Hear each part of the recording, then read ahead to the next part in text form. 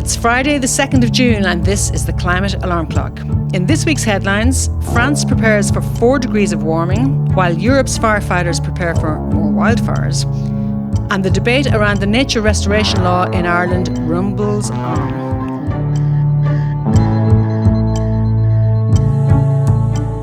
Hello and welcome to the Climate Alarm Clock, your Irish climate news podcast. I'm Anna Pringle and I'm joined by my trusty compadre Ciara Daly as ever. Hello Ciara, how are you? Hello Anna, I'm good. It's great to hear your beautiful dulcet tones. We just stop. Such a calming voice. And we have a very special guest this week, Ciara, don't we? Who? Well, we are joined by a leading Irish climatologist and climate educator who you may be familiar to some members, some listeners of the Climate Alarm Clock, and it is the returning Darragh Wynne. Woohoo! What? Who let this guy back in? Hi.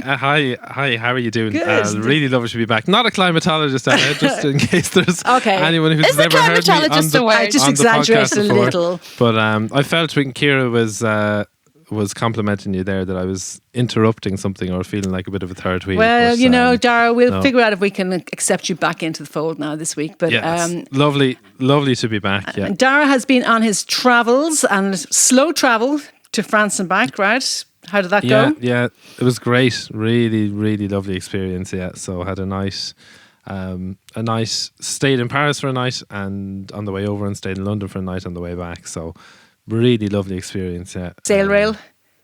Rail and sail, Yeah. yeah, and sail and rail, yeah. Excellent. It's lovely, and have really enjoyed being a listener of the podcast in the last few weeks. Thanks to John Gibbons for filling in for me last week. It's lovely to give those up and comers a chance, you know. Yes, I'm sure it is. So great. Well, we're delighted to have the original crew back because this is our final episode for the moment, our final news roundup. We're going to take a break for the summer. We will be back in September and we will have some special episodes over the summer as well coming your way. So stay tuned for those. But this is our last news roundup for a while. And we can't believe it's June already. And there's been quite a bit of news to round up. And then just a reminder, if you do like the podcast, and we know you do because you've been telling us, and you'd like to support it, you can buy us a coffee at buymeacoffee.com, The Climate Alarm. And we got some great comments this week. We had Colm said, keep up the good fight. Kevin, one of our biggest fans, who we know Kevin is our biggest fan, bought us another coffee and said, keep up the good work and the excellent accessible analysis with the important humour element. Yes, indeed. Thanks, Kevin. And Aidan then bought us Areca coffees and said, you guys are great. Fair play for doing this pod and trying your best to do something. I suppose we are trying our best to do something. And he said, if we could all become aware by listening, that would be great, with lots of emojis after it. So thanks a million, Aidan and Kevin and Colm. We really appreciate that. We really appreciate all the kind comments. And the coffee. Yeah, and the coffee, obviously. And hopefully the comments don't start going down now that Darragh's back. I mean, they will, obviously. And then we end the season. It's totally fine. Okay, let's get into our news roundup. I'm just kidding. Darragh, since you were in France, you have some news from France for us. Yeah, I had a chat with them while I was over there, and Got them I know sorted. this is a story from Euronews that France is preparing for 4 degrees Celsius of global warming by the end of the century. So the environment minister there said that they were no longer betting on limiting temperatures to 1.5 degrees or 2 degrees, which is the target of the Paris Agreement. And they said, we can't escape the reality of global warming, so we must prepare concretely for its inevitable effects on our country and on our lives. So they're opening up a public consultation, or the public consultation opened last week, actually, to make a roadmap for climate change adaptation. And that will be used then for their new climate change adaptation plan. So they've had previous plans that were based on 2 degrees of warming or 3 degrees of warming, but this one is based on 4 degrees of warming. So they are preparing to adapt for 4 degrees of warming, basically. Ooh. Do you think that your presence in France had anything to do with the temperature rise? People were just getting a bit hot and bothered. Possibly, yeah. So that's a very depressing story, no? Yes, it certainly is. I actually think it's a good news story. Okay. How is Because- 4 degrees of warming a good news story? So first of all, 4 degrees of warming is they're preparing for 4 degrees of warming in France.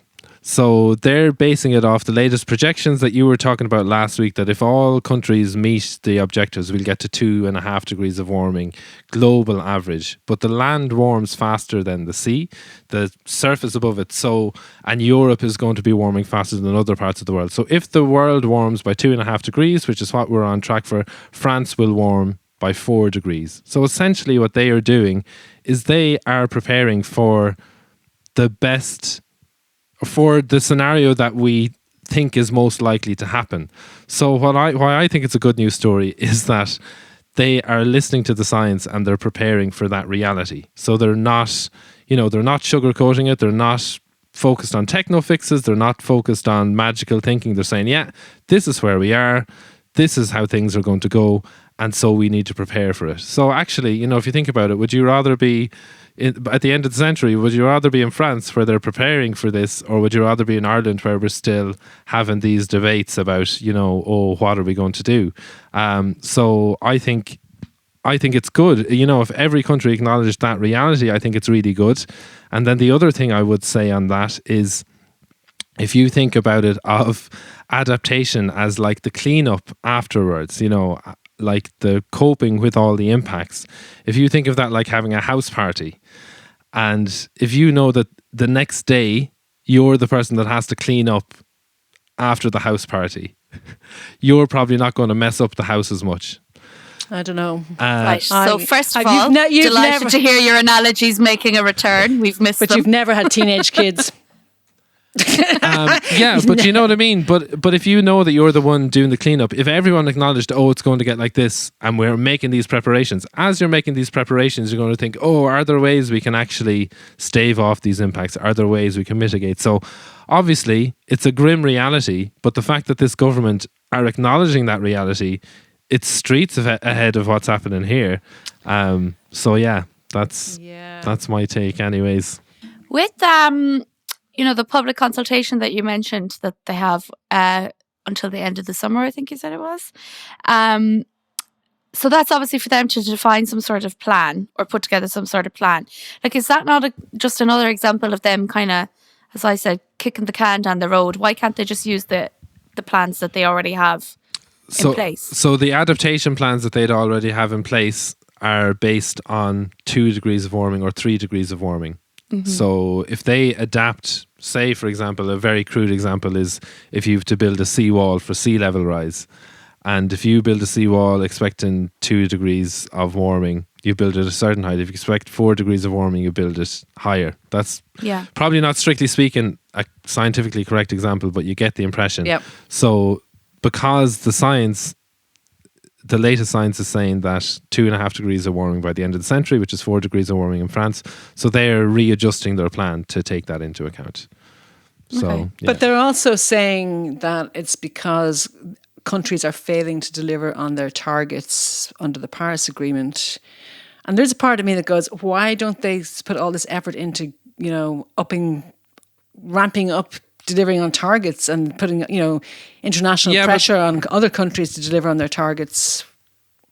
Yeah, I agree with you. I mean, I would say, though, it's possible to do both. And also, do you not think that, that sends a really powerful message to me? Is they're saying, right, well, people aren't getting their stuff together, so we're going to look out for ourselves and we're going to do this. And, I think it sends a really strong political message, personally. Yeah, I suppose it does. I mean, and they are looking at it based on their experience with a very, very hot summers last year. Apparently people in Paris are more likely to die from high temperatures than a lot of other urban areas across Europe. They've got a higher risk, I guess, because of the way their urban areas are set up and the housing and stuff. So I suppose it does make sense that they need to be preparing. and it makes sense that they're taking it seriously. It just does still feel a little bit like we're throwing in the towel here, we're getting ready for this. And then there's also the fact that we can't get ready for 4 degrees of warming. That is not. I don't believe that that's inside our. What was the word we used last week? Our livable niche. I mean, but this isn't. Well, yeah. No, I mean, like. You're happy that they're taking it seriously. Yeah, there's a quote there that the Environment Minister said the government is now looking at a more pessimistic scenario where warming hits 4 degrees Celsius. That's warming in France. And he added that in truth we should call it realistic. And I have to concur with that. So I guess where I'm coming from is if everyone acknowledged that as the reality, we would do it. Then we would start, as well as adapting, we'd start really focusing on bringing emissions down. It feels like there is less denial over there, which I can only see as a good thing. Yeah, I agree with that. I mean, I do agree with that, and it seems to be coming from the experiences that they've had so far with the heat waves and the droughts. Yeah, and then what it also says there, it also says in that Euronews article that there's going to be more extreme rainfall in northern parts of France, longer droughts in the south and west, and then water shortages partially because almost all French glaciers will have disappeared. Yeah, so that's the Alps. So I mean, if you think of that, if you think of all the land, all the rivers that get their water from glaciers in the Alps, like that's drastic changes. And to be honest, like I think for the most part, even if we do limit warming to 1.5 degrees, most of those glaciers are going to disappear anyways. Yeah, so and like that's, they do have huge changes to prepare for, and I think the fact that they're acknowledging them and preparing for it, and that's not. It's not enough just to like say that we're going to bring emissions down and knowingly like proceed with the knowledge that that's realistically not going to happen because not everyone is working together. I suppose that's probably why. Yeah, I share both of your outlooks on it. I enjoy that they are being prepared because, there is that reality that there is going to be such a huge loss of life in the future because of what's going on. So at least people are going to put, like, it's really, that's why it doesn't sound like it, but I'm laughing at you're so enthusiastic about this, Darragh, but you're just like, at least something's going to be put in place to like protect, like at least they're taking the idea of protecting people seriously. Yeah. But then the reality of it is that, that's because something horrific is going to happen or like something like really, really devastating is going to be happening. It's kind of like, I don't want to be happy about that, but that's the reality of what we're dealing with. Oh, exactly. Yeah, like, I mean, it's absolutely terrible. It's like, oh, thank God. Yeah. Like, thank God. Yeah, it's like in complete contrast thank God to what that we see here in Ireland. Yeah. The housing crisis is such a good example of it. It's like, we built 30,000 homes. It's like, that's not enough. Yeah, no, and actually on the glacier point, there's a real live example on that happening at the moment in Uruguay, where their glaciers coming out of the Andes are drying up, and they only have days of water left in a water supply for half of their population. So they've started adding salt water to their water. So that's a real current example of what will be happening in France as those glaciers go. So it's I mean, I suppose they are right, and they're right to prepare for the pessimistic scenario, so long as they keep working towards reducing emissions and consumption, and not just them. No, all of us. Yeah, this is true. Yeah, and then we are. I suppose I feel it's a very adaptation themed episode this week. So just I suppose to say that mitigation is reducing emissions, and we talk about that quite a lot, bringing down emissions. Adaptation is, even if we bring down all emissions, we're going to see climate impacts. So it's how do we prepare for them? So that's what France is doing now, and they're planning their adaptation based on 4 degrees of warming. But Anna, we've seen across Europe a pretty extreme or radical or eye-catching bit of adaptation. Yeah, so the EU has doubled its firefighting air fleet because they're expecting a busy summer. And so that is, you tend to see this more from the US where they have the massive wildfires. But basically it's planes and helicopters and so on that fight forest fires. So they've doubled the number of aircraft available for the EU and neighbouring countries. They've got water bombing planes, amphibious planes and helicopters. And they're expecting a very, very busy summer with wildfires, because the year has already started off much drier than average. And with all the dryness, that obviously leads to forest fires. So, and temperatures are going up now. So they're expecting a lot of fires and getting ready for it. So that's again, I don't think I like that story, but yes, you'd prefer that they are prepared and ready to go on it. Yeah, rather than just positive attitude our way out of it. Yeah, exactly. And I do feel it feels very much, there's a lot of stories. There's that story in Uruguay, and then there's wildfires in Canada as well at the moment, and it feels like it feels like the climate crisis has arrived. I think there's a notable shift this year in terms of impacts that we're seeing. Darragh, I feel like you started this with a lot of vim and a lot of pep in your step. Are you glad to be back with us?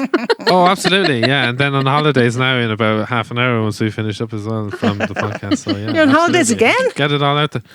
From the podcast. Oh. From the podcast. Yeah. Just on that need for adaptation. One of the things that I thought was really shocking, I suppose is the word, was about the what are they even called? The firefighters? The firefighting fleet.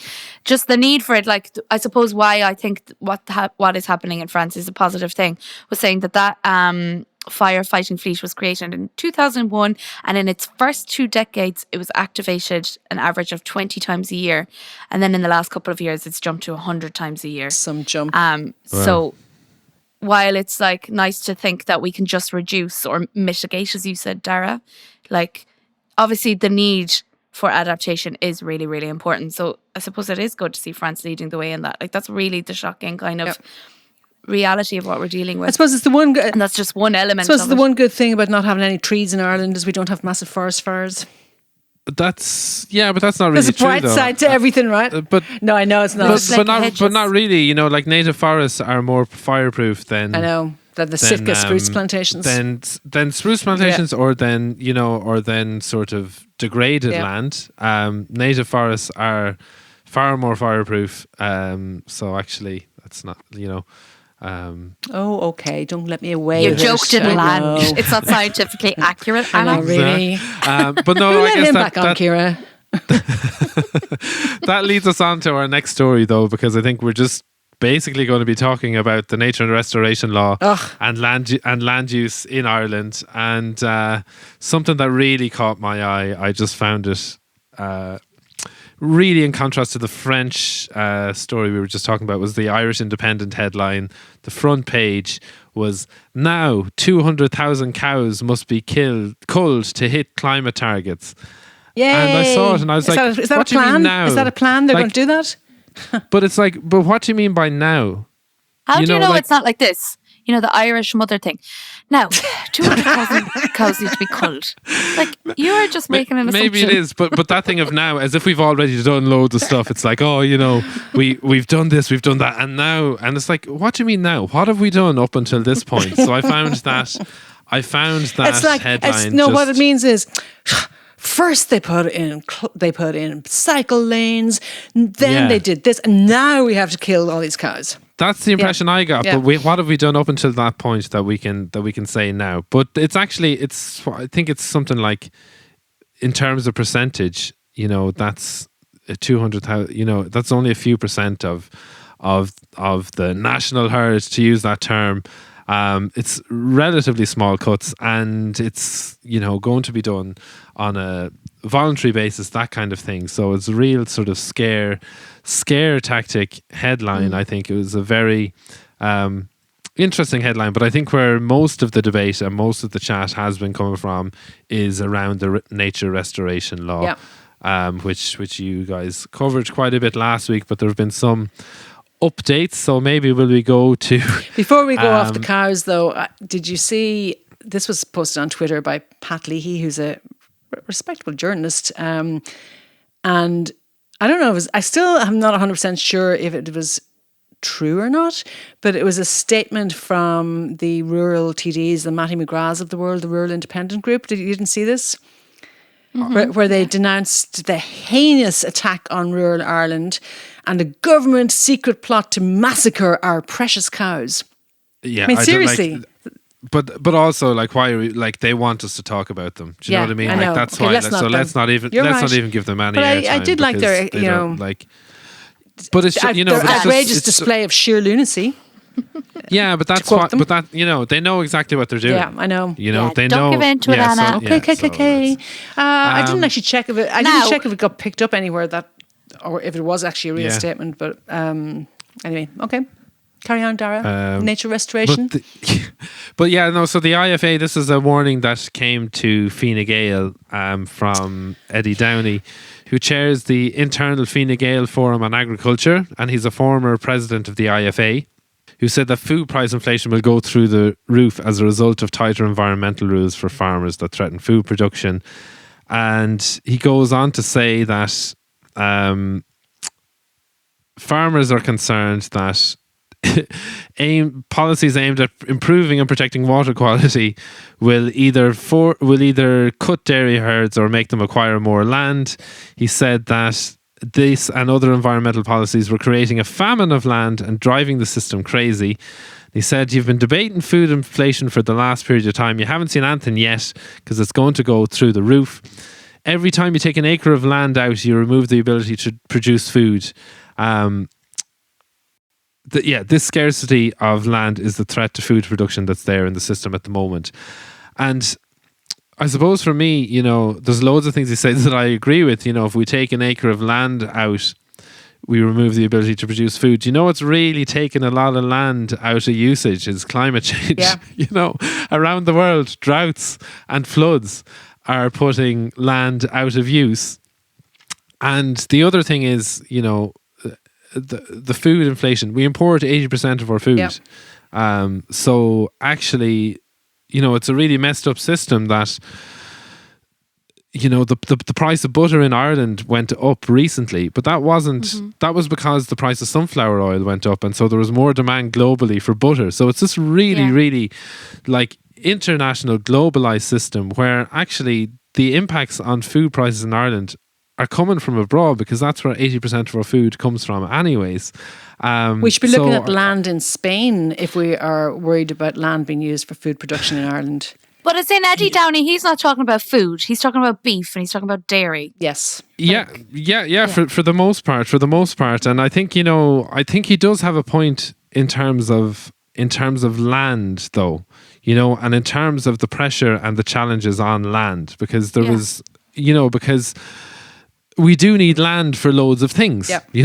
We do need land for food, and it would be brilliant if we had more food produced in Ireland, because that is climate adaptation. Yep. Like we're talking about Yeah. France. If we're preparing for a 2.5 degree world, well, loads of the countries where we get food aren't going to be producing food much anymore. So for us, adaptation is growing some of our own food or growing more of our own food. But we also need land for nature, which is obviously what the nature restoration law is. And giving space to nature, that's adaptation because intact bogs, intact forests, they protect us from extreme rainfall. They absorb water better, and they also protect us from extreme drought because they release water more slowly. And you can't be flooding our farms by re-wetting your bogs, Darragh. I mean, you can't be doing that now. Yeah, so I mean, obviously that's the debate that's going on out there. But land use is really, really important, and it is a huge issue. And we also need land for renewables, things like that. And I suppose there was a survey that came out a couple of months ago, a land use review from the Department of Agriculture and the Environment a few months ago, and 2/3 of our land, 67% of our land, is used for agriculture, which is a huge amount. That is a huge amount. So there's 14% wetlands, 13% forests and semi-natural areas, 2.5% is artificial surfaces, so that's cities. but the vast majority is agriculture. And how many farmers do we have in Ireland? It's a few 100,000. I don't know if you want to find the exact figure. In 2021, Ireland had 135,000 farms. The sector employed 170,000 people. So 7.1% of the workforce on the island. And what percentage of the land? 2/3 of the land.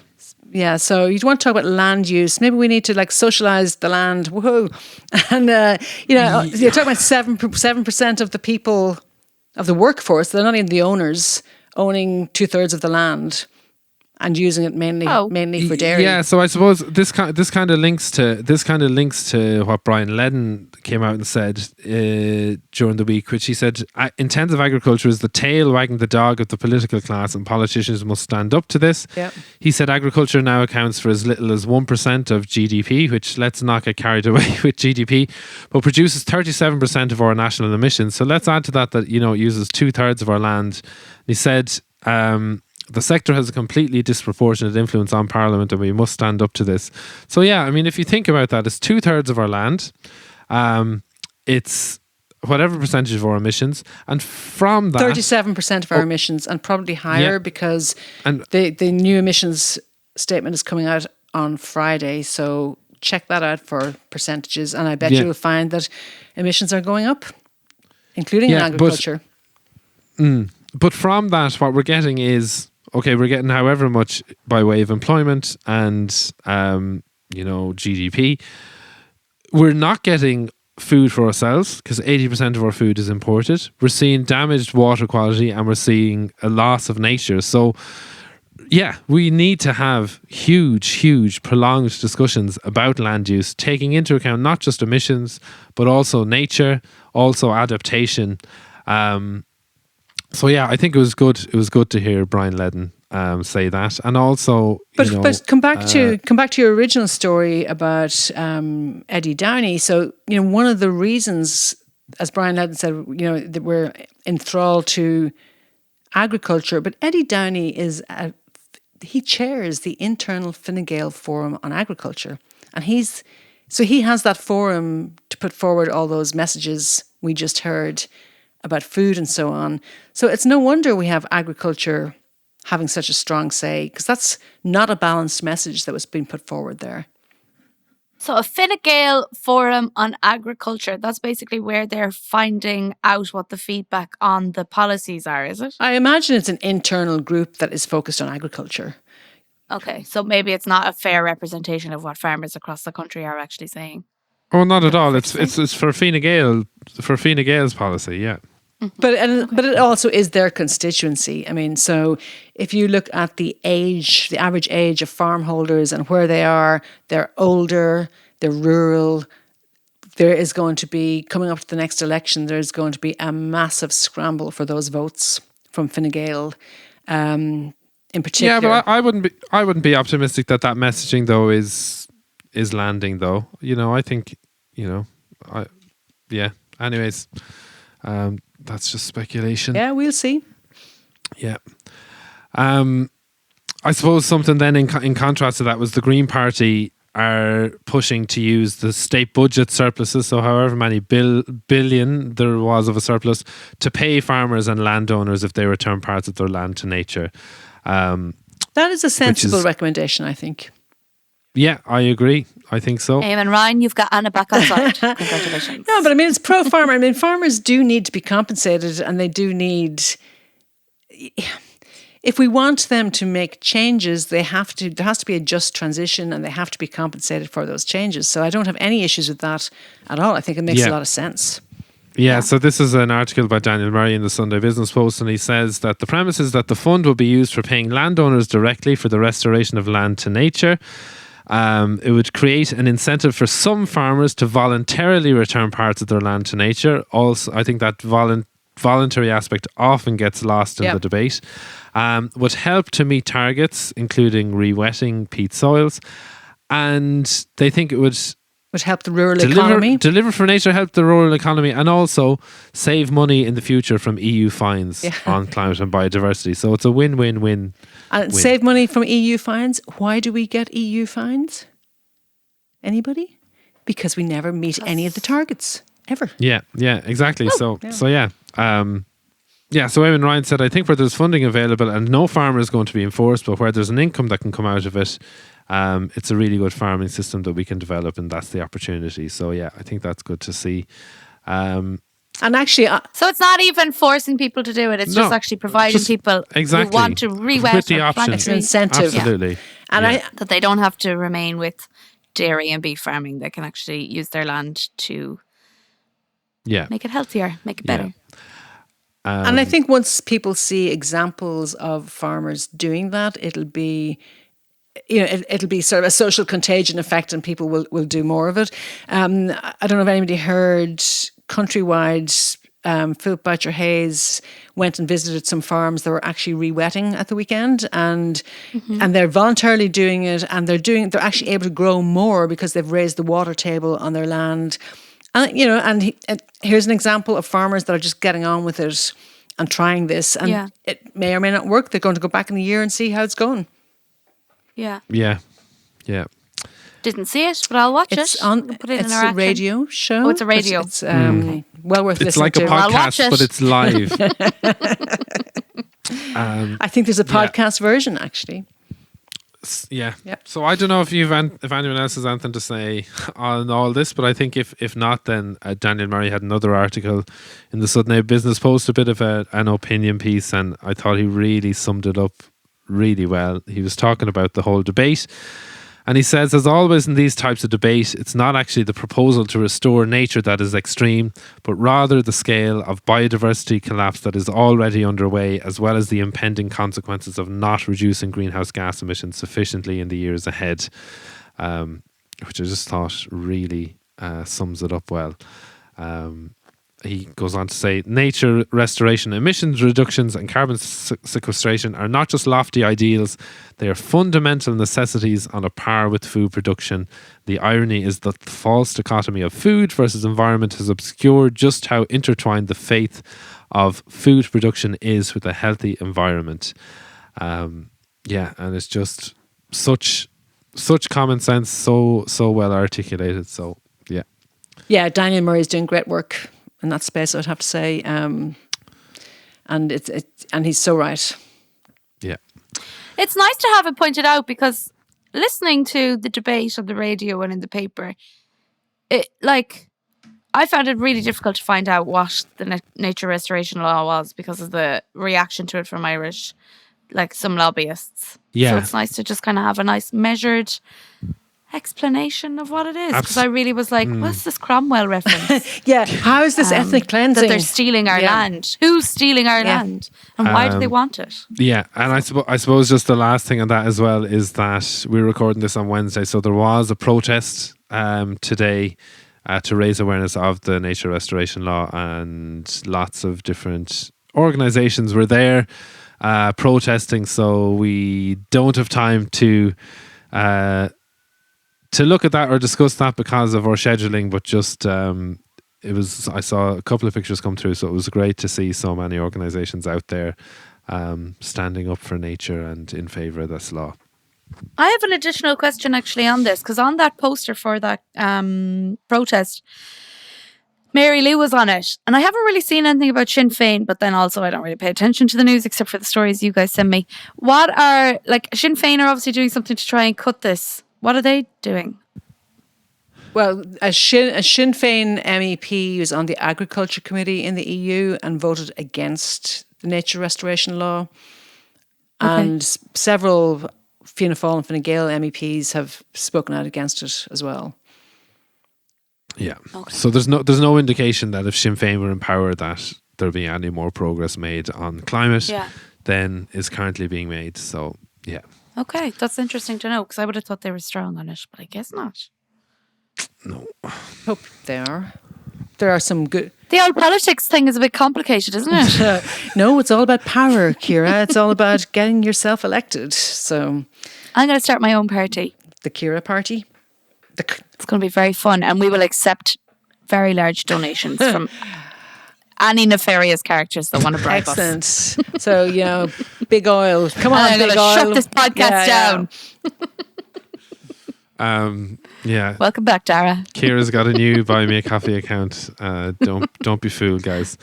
All right. Are there any other stories that came up during the week that we want there was to a have couple. chat about? We've talked before here about the power of the law at times, how it can be used to go after climate action and climate polluters and so on. So we saw a couple of examples from the US this week. In one, more than 24 cities and states are getting together to sue big oil over climate change, which is great to see. And they just got a boost from the Supreme Court. So there's always a risk with the Supreme Court that they wouldn't they'd throw these things out because it's such a compromised Supreme Court. But they allowed the case to proceed. And if it was successful, it could hold oil companies financially accountable for their role in climate change, which would be amazing. And then another lawsuit. The Americans just love to take lawsuits.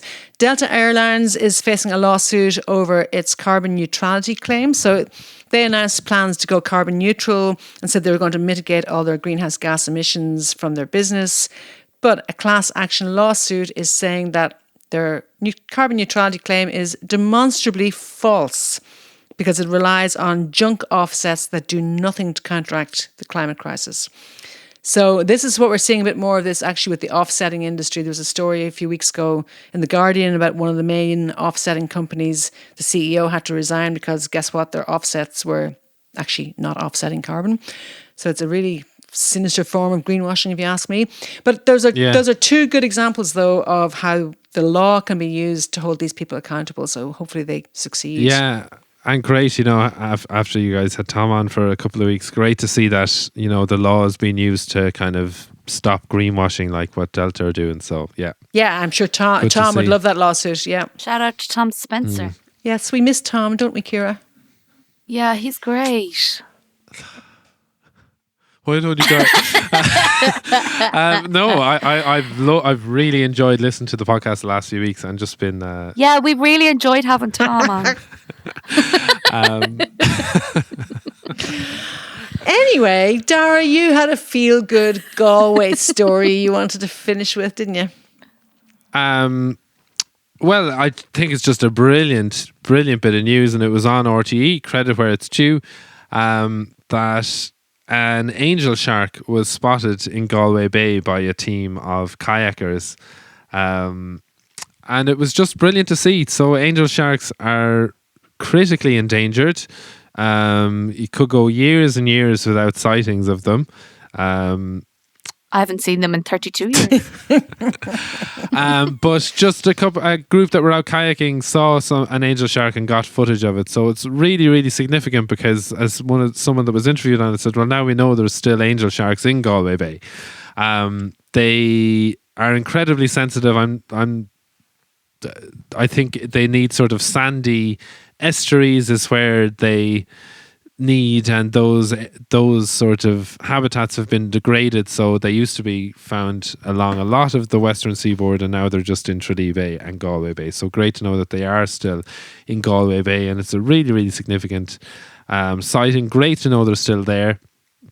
And I also just loved that it was on the news. I was thinking, wouldn't it be great if there was just a nature segment every day on the news, like the way we have sport or whatever, oh, the swallows are back, someone spotted the swallows, or the cuckoo's back, that kind of thing. Because, we have our calendar and what kind of significant events are in the calendar that's on the news? Like Christmas, Black Friday, Black Friday, why do we have that? Well, why do we have the swallows back, or the humpback whales down in Cork? Last night we had our seasonal, maybe it was not last night, the night before, our seasonal Dublin airport story where Primetime went to cover the fact that what problems can we expect in Dublin airport this summer? And I'm going, seriously, this is what you're talking about, because we're all flying off on holidays. Yes, I'd rather see more angel sharks. I'm with you on that. Let's have Sounds like we needed a bit of product development at Climate Alarm Clock.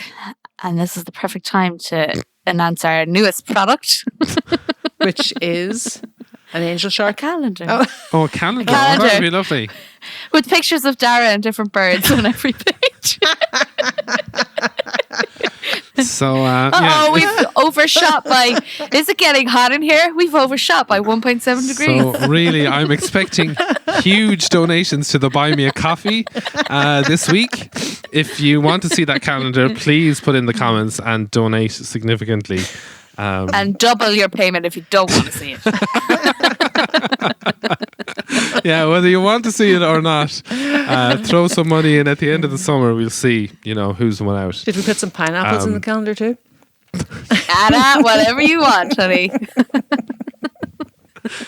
Right. Do we have any actions before we go? Yes. My suggestion is that since when we were having our little break from our news roundups, listen to all the past episodes of the Climate Alarm Clock because there's some really good stuff in there, and a lot of it doesn't really doesn't age or ages. No, it doesn't age, so it's still relevant. So that's my suggestion. Self-serving, though it is. Any particular recommendations, Anna? No, we're all just great. Maybe it's some of the ones that don't have Darragh. Yeah, they're the best ones. I'm sorry, Tara. You can't hear my tears through the microphone. Oh. Oh, get over it. Right. Any actions, Ciara? Oui, monsieur. Now, we have to cull the cattle, and then after that, I want everyone to look up Home Tree in Ennistimon, where they have volunteer days on the 1st and 3rd Saturday of every month. Darragh, you brought me along one weekend, and it was an absolutely gorgeous day. So that's my action. And I also actually have another one. Although you can't make that sound like you're volunteering to cull cattle. You're volunteering to plant trees, though, right? Yeah, whichever, exactly. Whatever they need me to do. And on I'm joking. On that as well, there is a summer school related to Home Tree from the 7th to the 9th of July. It's 3 days of workshops, discussions and hands-on events. The Ardnaculla Summer School. I don't think I can make it myself, but it sounds absolutely brilliant. Great speakers, great events going on there. Mixture of environmentalists, farmers, authors, farmers, caring politicians, about the environment, everything. Yeah, so great weekend of stuff ahead there. Good. I have another one. There's a public consultation from the Boyne Rivers Trust.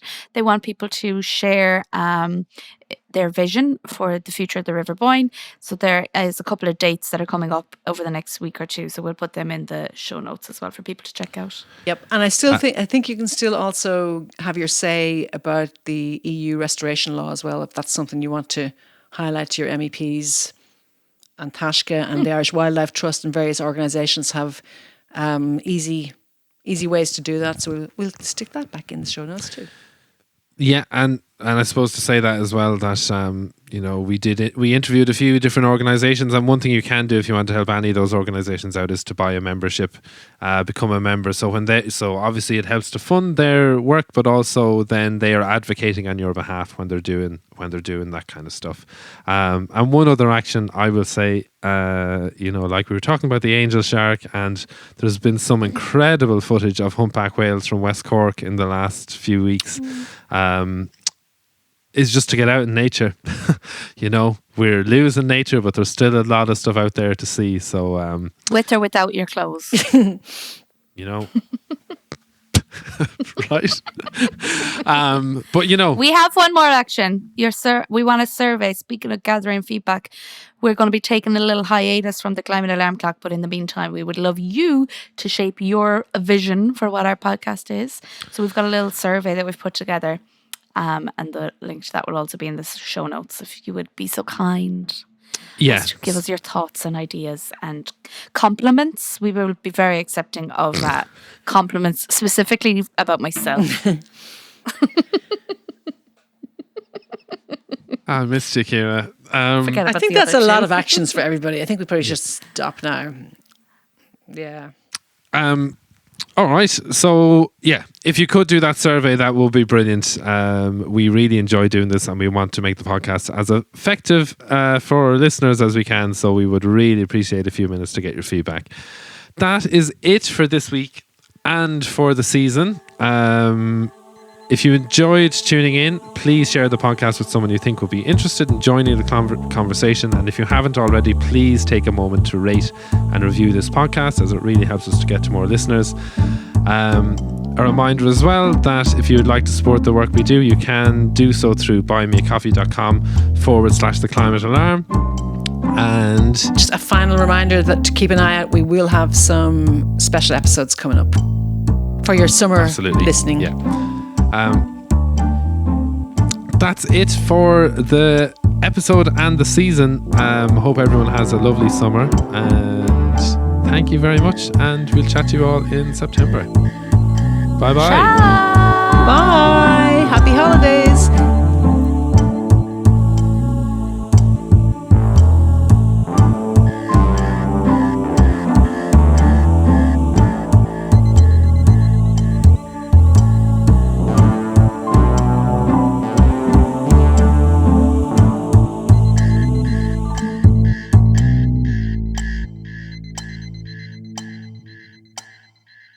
With or without your clothes.